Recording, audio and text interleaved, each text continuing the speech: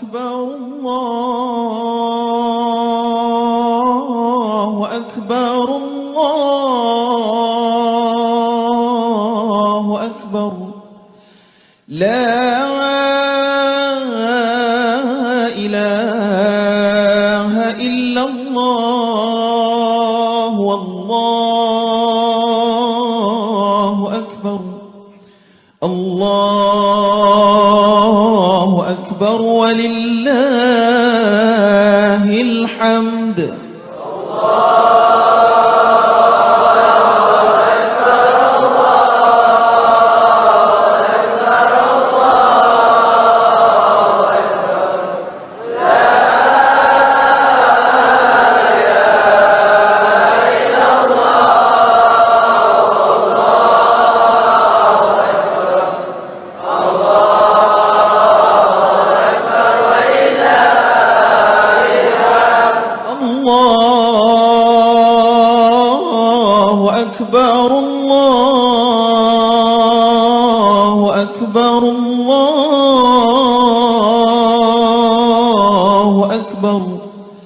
لا إله إلا الله والله أكبر الله أكبر ولله الحمد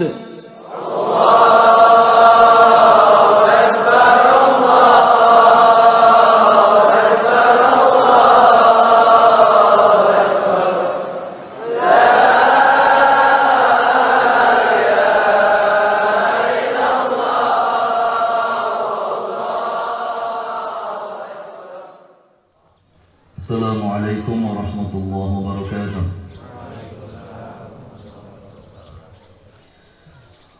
Allahu akbar, Allahu akbar, Allahu akbar, Allahu akbar, Allahu akbar, Allahu akbar, Allahu akbar, Allahu akbar, Allahu akbar.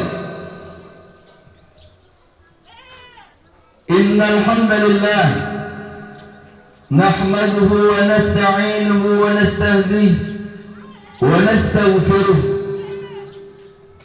ونعوذ بالله من شرور أنفسنا ومن سيئات أعمالنا من يهد الله فلا مضل له ومن يضلل فلا هادي له. أشهد أن لا إله إلا الله ولا نعبد إلا إياه مخلصين له الدين ولو كره المشركون. وأشهد أن سيدنا ونبينا وشفيعنا ومولانا محمدا عبده ورسوله أرسله بالهدى ودين الحق ليظهره على الدين كله وكفى بالله شهيدا. أما بعد فيا أيها الحاضرون أوصي نفسي أولا ثم أوصيكم بتقوى الله فقد فاز المتقون. وقال الله تعالى في كتابه الكريم وهو أصدق القائلين أعوذ بالله من الشيطان الرجيم يا أيها الذين آمنوا اتقوا الله حق تقاته ولا تموتن إلا وأنتم مسلمون. وقال أيضا ولا تهنوا ولا تحزنوا وأنتم الأعلون إن كنتم مؤمنين. الله أكبر الله أكبر الله أكبر ولله الحمد. Hadirin wal hadirat, jamaah salat Idul Adha yang mudah-mudahan senantiasa dirahmati Allah Subhanahu wa taala. Puji syukur kehadirat Allah Subhanahu wa taala. Biqauli alhamdulillahi rabbil alamin. Seraya bersimpuh dan bermohon, mudah-mudahan Allah segera mengangkat virus corona dari seluruh permukaan bumi Nusantara dan dari seluruh seantero jagat raya, sehingga kita semua dapat hidup dengan aman dan sejahtera, bisa istiqomah beribadah kepada Allah Subhanahu wa taala. Salawat beriringkan salam semoga senantiasa tercurah limpah penuh berkah keharibaan manusia paling mulia, cahaya di atas cahaya, pemilik syafaatul uzma. Beliau adalah baginda Nabi Muhammad sallallahu alaihi wasallam. Dengan salawat terbaik kita, Allahumma salli ala Sayyidina Muhammad wa ala ali Sayyidina Muhammad. Teriring doa, mudah-mudahan kelak kita diizinkan untuk bertetangga dengannya di dalam surga. Amin ya Allah ya Rabbal Alamin. Selanjutnya, di atas hamparan tanah dari balik mimbar yang sangat sederhana ini, khatib mewasiatkan takwa terhadap diri khatib pribadi dan kepada jamaah pada umumnya. Al-khawfu minal jalil, takut kepada Allah Zat yang Maha Jalil. Wal qana'atu 'indal qalil, dan qana'ah menerima meskipun dalam keadaan yang serba sulit. Wal amalu bitanzil, dan beramal sesuai dengan Al-Quran dan As-Sunnah. Wasti'dadu liyaumir rahil, dan bersiap-siap kapan saja waktunya kita sudah siap berangkat dan menyiapkan bekal untuk keberangkatan kita pulang menghadap Allah Jalla Jalaluh. Hadirin wal hadirat, tema khutbah pada kesempatan kali ini adalah, wahai saudaraku, janganlah engkau bersedih. Wahai saudaraku, janganlah engkau bersedih. Apakah gerangan yang hari ini sering kali membuat kita bersedih? Apakah karena pandemi? Apakah karena hidup yang serba dibatasi? Apakah karena hutang-hutang yang tidak kunjung dilunasi? Apakah karena keluarga yang tidak harmonis lagi? Apakah karena pekerjaan yang sulit dicari? Sadarkah kita, wahai hadirin wal hadirat, bahwa semua yang menjadi alasan kesedihan kita adalah kebanyakan adalah urusan dunia.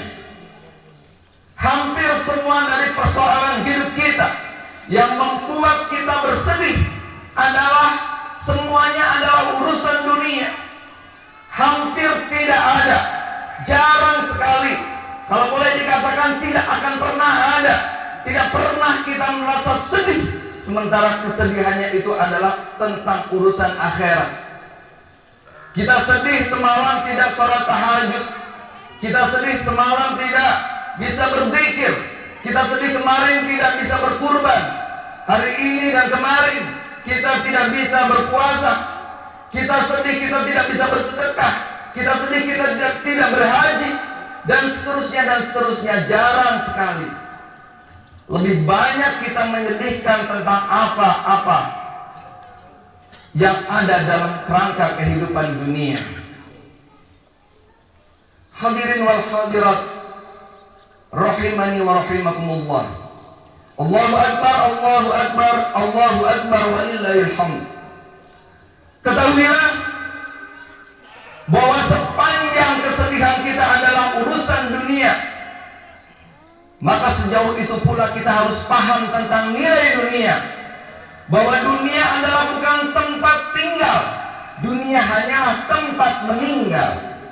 Banyak orang yang sibuk dan terlalu sibuk untuk mencari hidup enak, sementara kemudian dia lupa mencari mati enak. Banyak orang yang kemudian tertipu dengan gemerlapnya keindahan dunia, sementara banyak hal yang jauh lebih enak di akhirat. Mala ainun ra'at wala udhunun sami'at wala qatarat biqalbil bashar.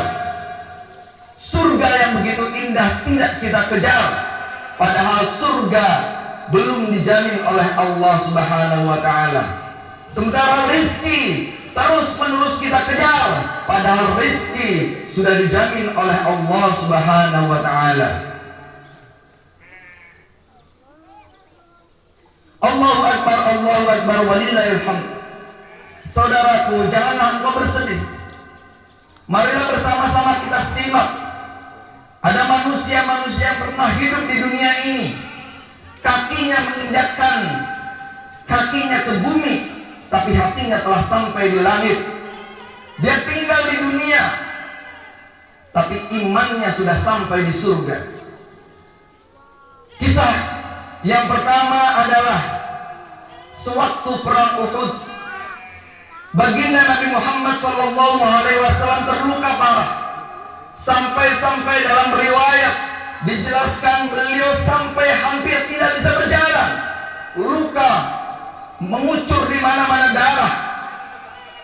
Melihat hal semacam ini, sahabat Nabi yang sangat mulia bernama Thalhah bin Ubaidillah, ia ingin melindungi Nabi Muhammad SAW, tapi apalah daya, pedangnya telah patah, tombaknya telah patah, perisainya telah koyak.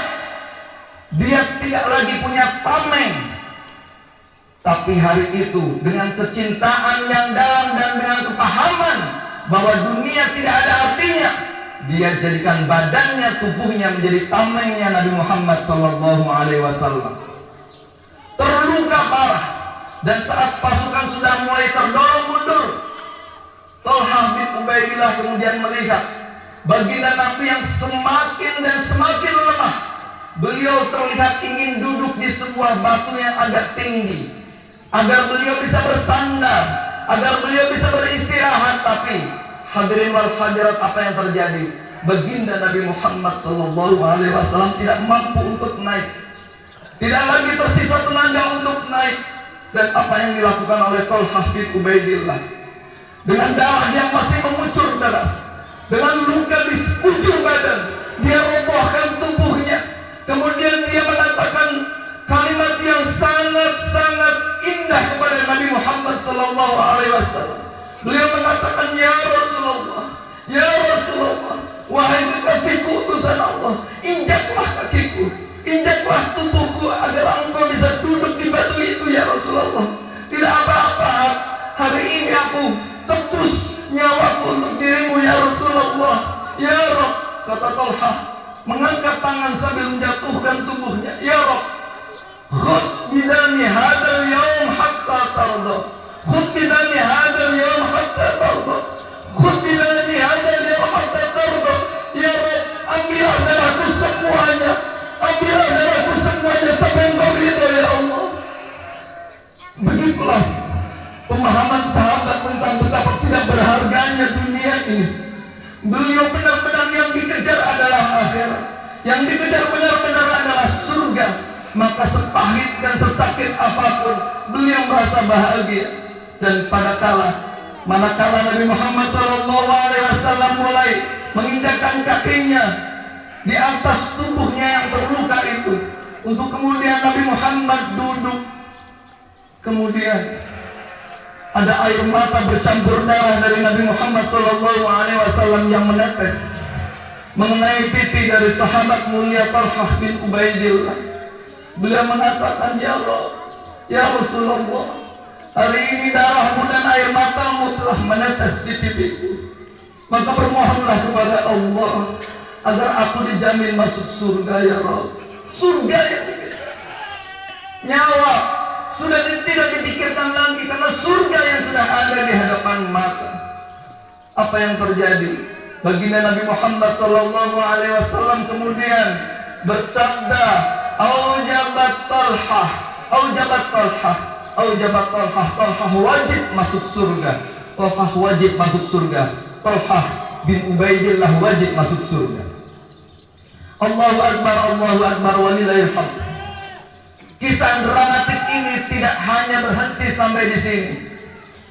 Tahukah hadirin wal hadirat sekalian bahwa salah satu luka yang sangat menyakitkan yang diderita oleh baginda Nabi Muhammad sallallahu alaihi wasallam pada saat itu adalah adanya 3 cincin besi yang melesat ke dalam pelipis baginda Nabi Muhammad sallallahu alaihi wasallam, masuk ke dalam sampai ke tulang sehingga sulit sekali dicabut. Darah segar mengalir dari pelipis mulia baginda Nabi Muhammad sallallahu alaihi wasallam. Kemudian datanglah sahabat mulia yang kedua bernama Abu Ubaidah ibnu Jarrah, sahabat yang juga termasuk asyratil mubasyirina bil jannah, sahabat dari 10 sahabat yang telah dijamin masuk surga. Apa yang beliau lakukan? Beliau ingin mencabut cincin-cincin besi yang melekat ke dalam pelipis mulia baginda Nabi Muhammad. Ditarik dengan jarinya tapi tidak bisa, terlalu kuat, menancap ke dalam, sakit luar biasa. Saking tidak teganya apa yang dilakukan oleh Abu Ubaidah ibnu Jarrah, beliau memeluk punggung Rasulullah, memeluk badan Rasulullah, mencium keningnya, kemudian mencabut satu persatu cincin besi yang masuk ke dalam pelipisnya itu dengan giginya. Untuk setiap satu cincin besi, satu gigi dari Abu Ubaidah ibnu Jarrah patah. Satu cincin, satu gigi patah. Satu cincin, satu gigi patah. Kita bisa bayangkan kalau kita sedang sakit gigi dicabut masih sakit. Ini gigi sehat, dicabut sampai patah giginya, 3 giginya patah. Nabi Muhammad sallallahu alaihi wasallam mengatakan, Abu Ubaidah ibnu Jarrah giginya telah mendahulinya masuk ke dalam surga. Allahu Akbar walillahil hamd. Datanglah sahabat yang ketiga. Pelipis baginda Nabi Muhammad sallallahu alaihi wasallam memang sudah tidak ada lagi menusuk di dalamnya cincin-cincin besi, tapi darah masih mengucur dengan derasnya. Sahabat yang ketiga bernama Malik bin Sinan al-Khudri. Beliau juga mendekap badan Rasulullah sallallahu alaihi wasallam dengan penuh kecintaan. Lihat cintanya sahabat, lihat cintanya sahabat kepada Nabi Muhammad sallallahu alaihi wasallam. Aina nahnu minhu. Dipeluknya baginda Nabi Muhammad sallallahu alaihi wasallam. Kemudian dihisapnya darah Nabi Muhammad sallallahu alaihi wasallam sampai mulutnya penuh dengan darah. Beliau khawatir kalau darah tidak diserap oleh beliau maka kemudian akan menimbulkan infeksi dan membahayakan Nabi Muhammad sallallahu alaihi wasallam. Mulutnya saat itu telah penuh dengan darah. Kemudian beliau menarik sorbannya, menarik imamahnya untuk diikatkan di kepala Nabi Muhammad sallallahu alaihi wasallam sebagai perban. Dan pada saat mulutnya menahan cairan darah dari baginda Nabi Muhammad sallallahu alaihi wasallam, Nabi Muhammad sallallahu alaihi wasallam berkata kepada Malik bin Sinan al-Khudri, "Ya Malik, keluarkan, muntahkan." Malik menggelengkan kepala. "Malik, tolong keluarkan, itu darah, tidak boleh diminum." Keluarkan ya Malik, menggeleng kepalanya. Sampai 3 kali, "Ya Malik, tolong muntahkan darahku itu." Malik kemudian tidak memuntahkan, bahkan beliau menelan semua darah Nabi Muhammad sallallahu alaihi wasallam. Lihat, hukum bisa dikalahkan oleh kecintaan. Menelan darah seharusnya haram hukumnya, tapi atas nama kecintaan kepada Nabi Muhammad sallallahu alaihi wasallam, Nabi Muhammad kemudian mengatakan, "Engkau min ahlil jannah, anta wa anta min ahlil jannah." Engkau, wahai Malik bin Sinan al-Khudri, engkau adalah penduduk surga yang kakinya masih berpijak di bumi. Kemudian bergetar hatinya, sangat-sangat gemetar mendengarkan keputusan dari Nabi Muhammad sallallahu alaihi wasallam, sampai pedangnya jatuh tapi tubuhnya yang bergetar itu tidak berlangsung lama. Kemudian beliau mengambil lagi pedangnya, berbaring padang, menyongsong kematian di medan perang, berjihad di jalan Allah sampai gugur di medan pertempuran itu. Malik bin Sinan Al-Khudri.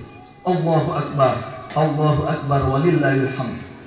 Begitulah kecintaan orang-orang yang paham bahwa dunia sama sekali tidak ada nilainya.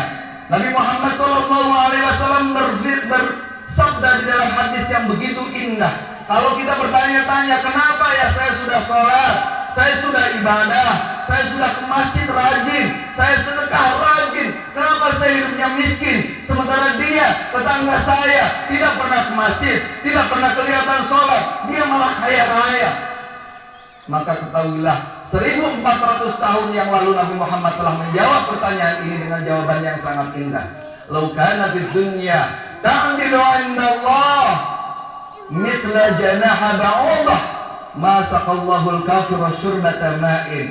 Hadirin wal hadirat, Nabi Muhammad berpesan, memberitahu kita tentang betapa makna dunia sangat tidak ada artinya. Bahwa dunia itu kalau ditimbang beratnya, bobotnya, semua aset yang ada di bumi ini, aset milik orang-orang kaya di seluruh penjuru bumi ini, dikumpulkan menjadi satu, ditaruh di mizan di sebelah kanan. Sementara di mizan timbangan sebelah kiri adalah hanya selembar sayap nyamuk saja. Dan kemudian Allah berfirman yang kemudian disampaikan lewat hadis qudsi Nabi Muhammad SAW bersabda bahwa kalaulah bumi lebih berat daripada selembar sayapnya nyamuk, niscaya masaqallahul kafira syurbata ma'in, Allah tidak mungkin akan memberikan air minum bahkan setetes saja kepada orang-orang kafir. Tapi hari ini kita melihat orang-orang non-muslim di belahan dunia manapun, mereka kaya, mereka banyak harta. Kenapa? Karena Allah sudah berfirman, Nabi Muhammad sudah bersabda bahwa dunia tidak lebih berat daripada selembar sayapnya nyamuk. Apa buktinya? Buktinya banyak orang kafir yang kaya. Kalau bumi lebih berat daripada selembar sayap nyamuk, Allah sudah berjanji Allah tidak mungkin akan memberikan kekayaan terhadap orang-orang kafir. Allah bahkan setetes air minum saja tidak akan diberikan kepada orang-orang yang tidak beriman. Allahu Akbar, Allahu Akbar, walillahil hamd. Begitulah makna dunia yang diajarkan oleh baginda Nabi Muhammad SAW. Kita hari ini harusnya berbahagia. Sudahi sedih kita sudahi sedih kita, sehingga hari ini kita menatap Allah sudah menyediakan kepada kita. Inna a'tadtu li'ibadiyas shalihin jannah. Allah telah menyediakan surga kepada orang-orang soleh, kepada orang-orang yang bertakwa. Seperti apa sifat surga itu? Ma la 'ainun ra'at wa la udhunun sami'at wa la khatara bi qalbin bashar. Surga itu keindahannya tidak pernah dilihat oleh mata manusia di dunia, belum pernah didengar oleh telinga manusia di dunia, bahkan terpintas saja, dibayangkan saja, tidak mampu oleh setiap hati manusia yang tinggal di dunia. Dari saking indah dan tidak bisa terimajinasikannya surga itu. Aqulu qawli hadza wa astaghfirullah li wa lakum wa li sa'iril mu'minin wal mu'minat fastaghfiruhu innahu huwal ghafurur rahim.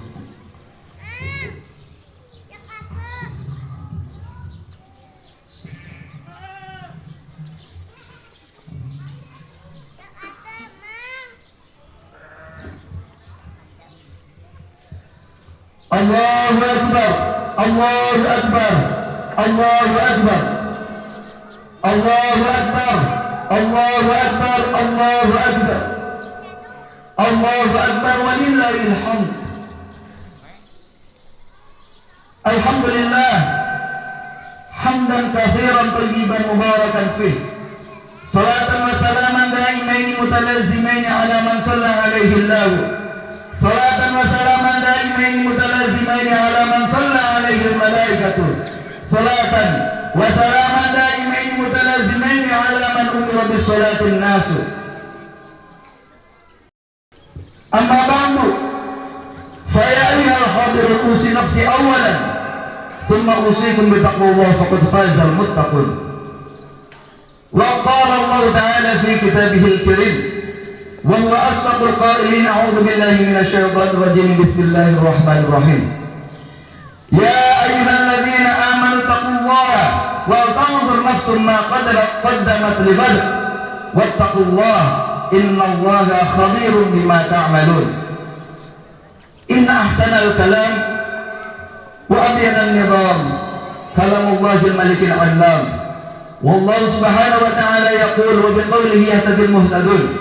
أعوذ بالله من الشيطان الرجيم بسم الله الرحمن الرحيم إن الله وملائكته يصلون على النبي يا أيها الذين آمنوا صلوا عليه وسلموا تسليما لبيك اللهم لبيك لبيك اللهم لبيك لبيك اللهم لبيك اللهم صل على سيدنا محمد وعلى آل سيدنا محمد كما صليت على سيدنا إبراهيم وعلى آل سيدنا إبراهيم وبارك على سيدنا محمد وعلى آل سيدنا محمد كما باركت على سيدنا إبراهيم وعلى آل سيدنا إبراهيم في العالمين إنك حميد مجيد. Duhai Rabbi, ya Allah ya Rabbal Alamin, hari ini kami bertengadah, menengadahkan tangan, menundukkan kepala, bermohon di hadapan kekuasaan-Mu ya Rabb. Tolong dengan kekuasaan-Mu angkatlah virus corona yang ada di negeri kami ya Rabb, dan angkatlah virus corona yang ada di seluruh penjuru bumi ini ya Rabb. Ya Rabb, kalaulah wabah ini, musibah ini terjadi karena dosa-dosa kami ya Allah, mohon ampuni kami ya Allah, mohon ampuni kami ya Allah, maafkanlah kesalahan-kesalahan kami ya Allah, yang disengaja, yang tidak disengaja, yang besar, yang kecil, ampuni ya Allah, demi keperkasaan-Mu dan sifat maha pengampun-Mu ya Rabb, ya Rabbal Alamin. Hari ini pemimpin-pemimpin kami sedang berjuang untuk bisa memenangkan perang melawan virus ini ya Rabb. Mohon berikan petunjuk ke jalan yang lurus, kuatkanlah, sabarkanlah, tuntunlah agar kami bisa kembali hidup dengan aman, dengan damai, dengan sejahtera, dan negeri kami bisa aman sentosa seperti sedia kala ya Rabb. Ya Rabbana, barangkali ini terjadi karena kelakuan kami sebagai seorang ayah.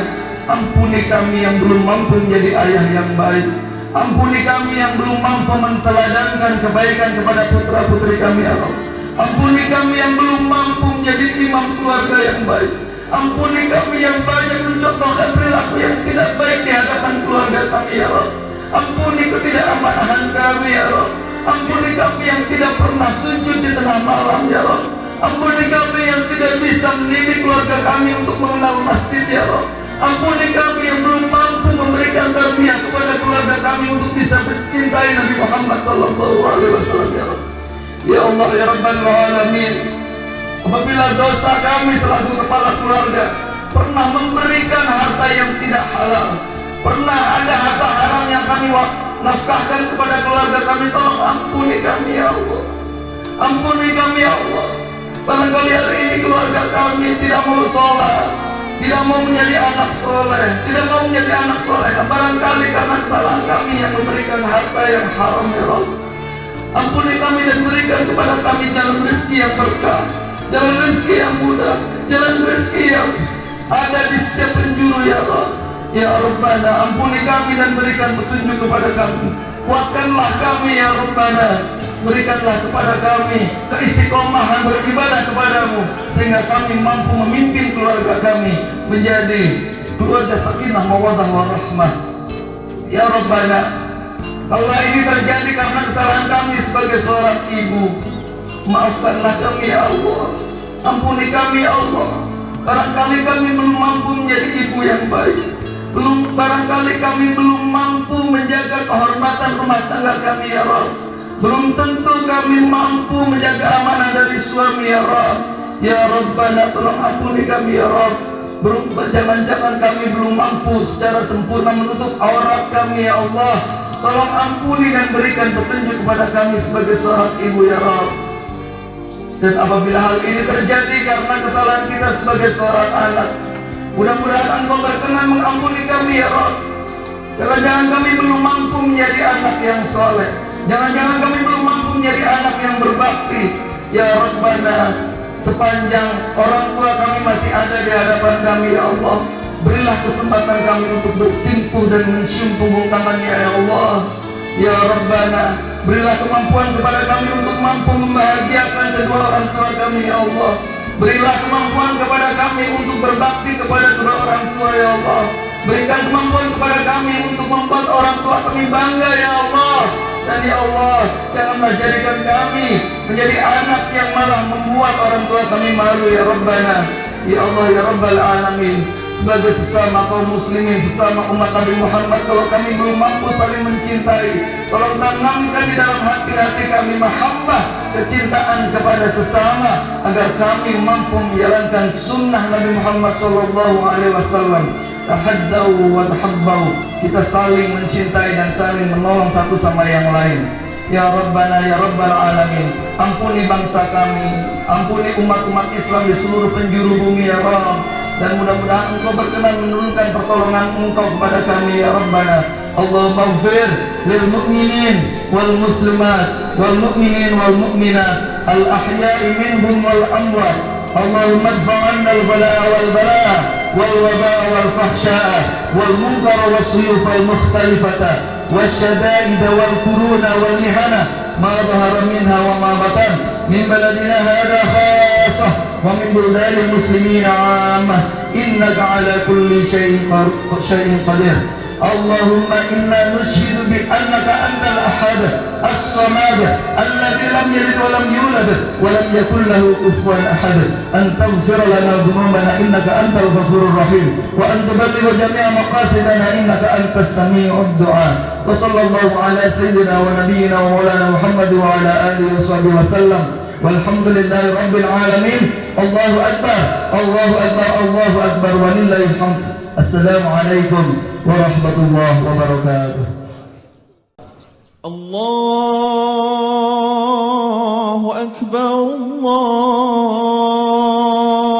Allahu akbar, Allahu akbar. La ilaha illallah, wallahu akbar. Allahu akbar walillahil hamd.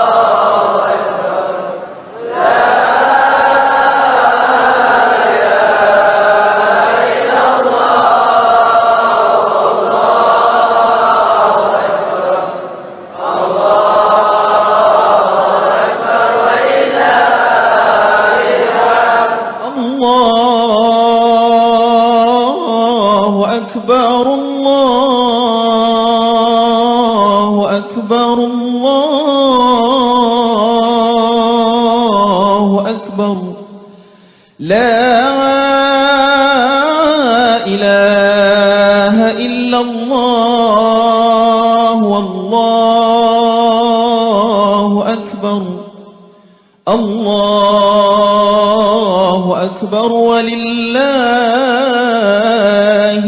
hamd.